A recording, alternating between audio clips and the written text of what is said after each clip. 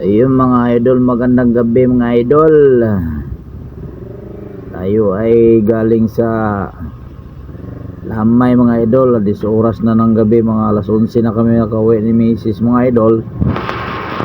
So binaybay namin yung traffic mga idol dito. Traffic palang area na dito mga idol. Punta na Baliches.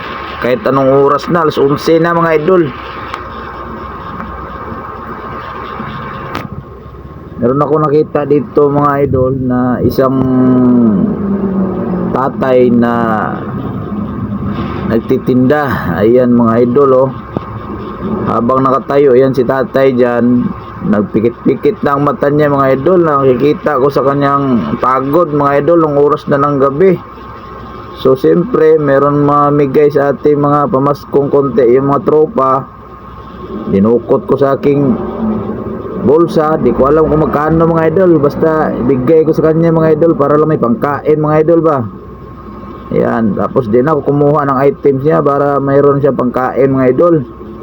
Kasi na-appreciate ko yung mga ganitong tao mga idol ba, kay lumalaban talaga ng patas. Kasi yung ibang mga nagtitinda mga idol, nangungulit yan sa mga motor.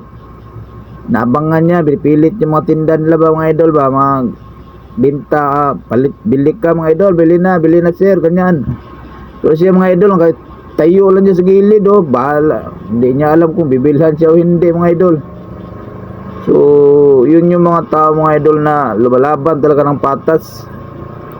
Nakikita ko sa kanyang itsura, pagod na ba mga idol ba, anong oras na, alas 11 na to mga idol, kay pauwi na kami niya ni Mrs. So pagka ganito talaga mga tao na makikita mo sa kalsada, yan talaga mga tunay na tao na malaban ng patas yan mga idol. Kaya hindi talaga ako mapipigilan dyan, para kinukurot yung aking dibdib talaga pag mga ganitong makikita ko sa kalsada talaga mga idol.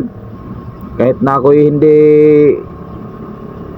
ano mga idol hindi ako mayaman tao, pero kahit ang aking konting blessing may share lamang mo yan para sa pantawid gutom mga idol ba. So yun mga idol, salamat mga idol sa panonood ng video.